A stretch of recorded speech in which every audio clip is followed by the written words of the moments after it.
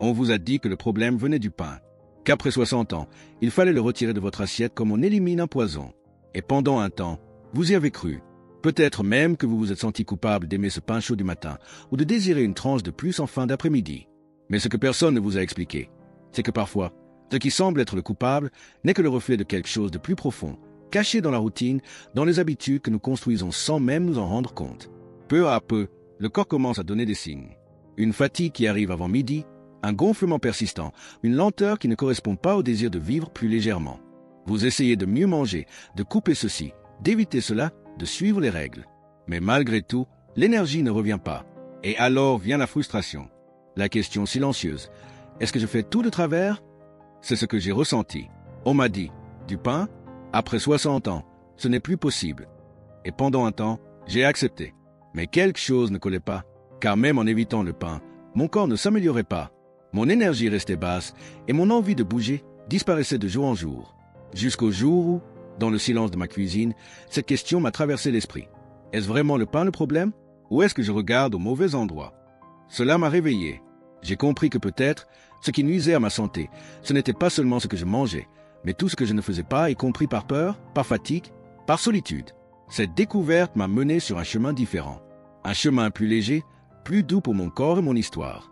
Parce que le vrai problème n'était pas le pain. C'était le pilote automatique. C'était de se réveiller chaque jour et de répéter les mêmes habitudes sans réaliser ce qu'elles me prenaient. Et c'est là que tout a commencé à changer. Maintenant, je veux vous montrer étape par étape comment j'ai trouvé cette réponse. Et pourquoi peut-être, ce qui vous vole votre vitalité n'est pas le pain, mais la manière dont vous vivez vos journées. Avançons ensemble. Car avec calme, constance et l'aide de Dieu, oui, il est possible de retrouver la force. Même après 60 ans. Pendant longtemps, j'ai cru que simplement éviter certains aliments suffirait à retrouver mon énergie. Je me suis tellement concentré sur le pain que je n'ai pas vu tout ce qui se passait autour. La vérité, c'est que le pain n'était que la partie émergée de l'iceberg. Ce qui me volait vraiment mon énergie se trouvait dans les heures où je ne faisais rien, dans les moments où je pensais me reposer, mais en réalité, je m'éloignais de plus en plus de ma force.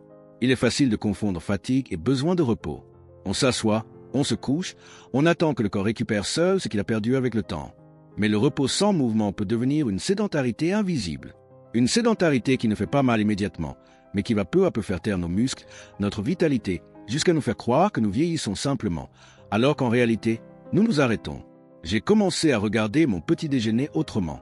Le pain en soi n'était pas le problème, mais ce qu'il représentait dans ma routine, un début de journée passif, automatique, sans intention de mouvement. Je mangeais, je m'asseyais, j'allumais la télévision, et je restais là. Même en choisissant des aliments plus sains, même en retirant le pain, je continuais à me sentir gonflé, lente, sans motivation. Et c'est là que réside l'erreur la plus grave, croire que bien manger suffit. Ce n'est pas le cas, car le corps a besoin de plus que des nutriments. Il a besoin de stimulation, de circulation, de présence. Quand j'ai compris cela, j'ai réalisé que ce qui m'affaiblissait n'était pas le pain, mais l'absence de mouvement autour de lui. C'était la façon dont je commençais mes journées, comment je remplissais mon temps. C'était le manque d'intention physique dans mes gestes les plus simples. Et tout a commencé à changer quand j'ai compris que le corps doit être réveillé. Pas avec de grands exercices ou des changements drastiques, mais avec de petits gestes conscients. Car même ceux qui ont mal, qui ont une prothèse ou des difficultés peuvent trouver une façon douce de bouger. Et c'est justement dans ces gestes que se trouve la clé pour retrouver la force sans culpabilité, sans excès, sans peur. Peu à peu, j'ai compris que ce n'était pas une question de supprimer le pain. C'était une question de ramener la vie dans ma journée.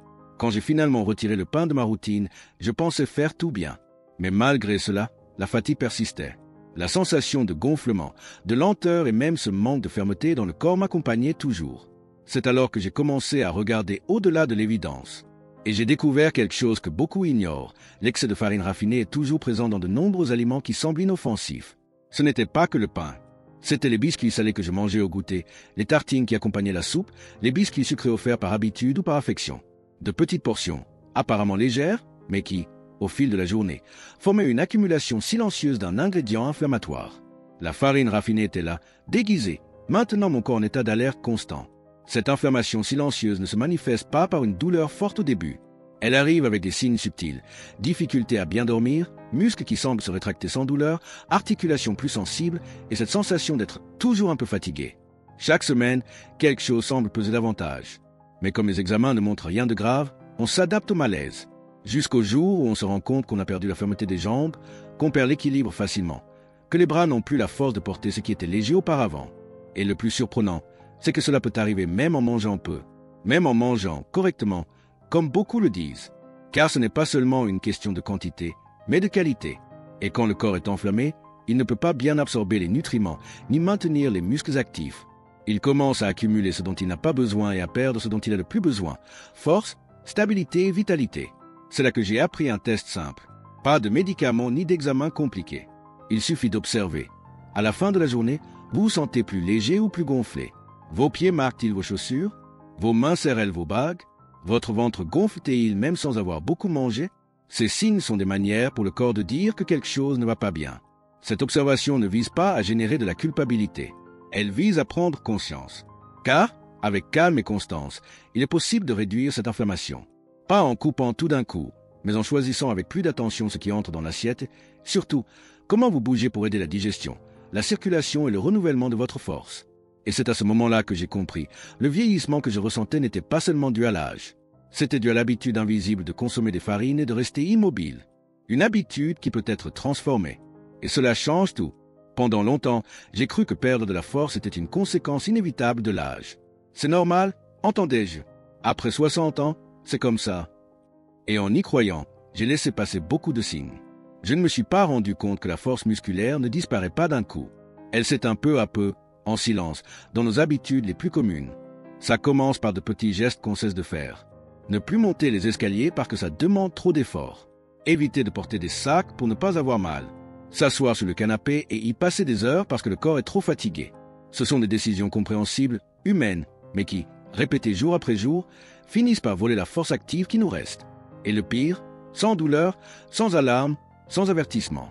Le pain est entré dans cette histoire comme un symbole de réconfort. Mais j'ai compris que le véritable impact venait de la façon dont j'organisais ma journée autour de l'inertie. Je mangeais, je me reposais, je regardais, j'attendais. Mon corps, fait pour bouger, restait immobile. Et dans ce silence, mes muscles se sont endormis. Beaucoup de gens croient que marcher suffit. Je marche encore beaucoup, m'ont-ils dit plusieurs fois. Mais marcher seul, sans stimuler d'autres parties du corps, sans défier d'où sont les muscles, peut ne pas suffire. Surtout si ces marches se font toujours au même rythme, sur la même distance, sans variation. C'est comme un vieux frigo qui s'allume encore, mais ne refroidit plus comme avant. Il fonctionne, mais avec moins de puissance. Et le problème, c'est qu'on ne s'en rend compte que lorsque la force est déjà partie. Quand se lever de la chaise demande un effort plus grand. Quand on doit s'appuyer sur ses mains pour sortir du lit. Quand un simple faux pas devient un risque de chute. Mais ça ne doit pas être ainsi. La force peut être préservée, même à 70, 80 ans ou plus. Le secret est dans la constance des mouvements simples, adaptés, qui activent les muscles même lentement. Il ne s'agit pas de soulever des poids, mais de ne pas laisser le corps oublier comment se soutenir. Et cela vaut pour nous tous. L'âge peut avancer, mais la puissance n'a pas à disparaître. Elle peut être récupérée, jour après jour, avec respect, douceur et présence. Car le corps, même blessé, même fatigué, répond encore aux soins. Et c'est là que tout a commencé à changer pour moi. Nous ne mangeons pas toujours par faim. Souvent, nous mangeons par besoin intérieur. Par un vide qui ne se remplit pas avec de la nourriture, mais qui demande consolation, routine, présence. Le pain, à ce moment de la journée, apportait autre chose que de la nourriture. Il apportait un soulagement, un sentiment de compagnie, de soin, de mémoire. C'était comme si, pendant quelques minutes, je me sentais moins seul. Comme si ce morceau de pain me serrait silencieusement dans ses bras. Avec le temps, j'ai réalisé que le pain essayait de faire taire quelque chose de plus profond. La solitude de longues heures sans personne avec qui parler. La répétition des jours toujours pareils. Le manque d'une vitalité qui, à l'intérieur, existait encore, mais que mon corps ne suivait plus.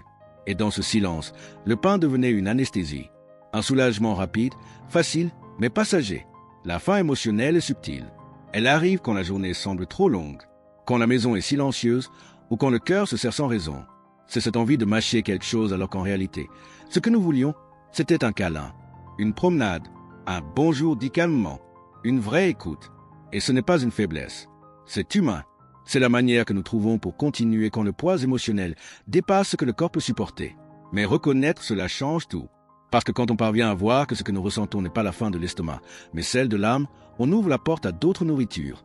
Une conversation au portail, un appel téléphonique, une petite promenade, même courte. C'est alors que j'ai commencé à me demander, ai-je faim ou est-ce la nostalgie? Ai-je envie de manger ou ai-je envie de combler un vide en moi? Ces questions m'ont guidé vers des choix plus conscients. Pas parfaits, Pas toujours juste, mais plus aligné avec ce dont j'avais vraiment besoin à ce moment. Et petit à petit, j'ai créé d'autres manières de me prendre en charge, de bouger mon corps avec douceur, de sortir de la répétition par de petits gestes qui faisaient la différence. Parce que le pain peut être délicieux, mais il ne remplace pas l'affection. Il ne remplace pas le toucher, l'écoute, le mouvement qui réveille la vie en nous. Apprendre à écouter cette faim émotionnelle a été l'un des pas les plus importants que j'ai fait. Car le corps se nourrit de nourriture. Mais l'âme, elle, a besoin de présence. Et cela change tout. Pendant longtemps, j'ai cru que la seule façon d'améliorer ma santé était par la nourriture. Je pensais que si j'arrêtais le pain, si j'évitais le sucre, si je choisissais les bons aliments, tout irait mieux. Mais même en faisant des choix plus sains, mon corps restait fatigué, mes muscles toujours affaiblis, mon énergie faible. C'est alors que j'ai compris une chose que personne ne m'avait dite. Ce qui change le corps, ce n'est pas seulement ce qu'on mange, mais ce qu'on fait avec lui tout au long de la journée. Et ce changement n'a pas commencé dans une salle de sport, ni avec un programme d'exercice compliqué. Il a commencé dans la cuisine. Pendant ces minutes où le café passait, au lieu de m'asseoir, j'ai commencé à bouger, doucement, avec soin, en utilisant la chaise comme support. J'inspirais, je levais les bras. J'expirais, je baissais doucement. Je faisais de petits mouvements, mais avec intention. Et c'est ainsi, avec seulement 10 minutes par jour, que mon corps a commencé à se réveiller. Peu à peu, un geste simple est devenu une routine. Pendant que l'eau bouillait, j'étirais les bras. Pendant que la bouilloire sifflait, je faisais tourner les épaules. Tout doucement, respectant mes douleurs, écoutant mes limites. Je n'avais plus besoin d'attendre le bon moment pour faire de l'exercice. Le bon moment, c'était là, dans la vie ordinaire, le quotidien. C'est à ce moment-là que j'ai découvert un exercice avec la chaise qui m'a surprise. Assise, je posais les pieds au sol et soulevais légèrement le corps, comme si j'allais me lever. Puis je revenais. Ce simple geste activait des muscles qui étaient endormis depuis des années. Je sentais mes jambes travailler, mon abdomen se raffermir, ma posture se corriger. Et, plus encore, je sentais que je reprenais le contrôle de mon corps. Il ne fallait pas faire beaucoup. 8 à 12 répétitions suffisaient, avec des pauses quand c'était nécessaire. Et surtout, avec constance. Car le corps de ceux qui ont plus de 60 en peut encore se renforcer. Il suffit juste qu'on lui rappelle comment bouger. Avec respect, avec douceur, avec amour. Ces petits gestes m'ont montré quelque chose de précieux.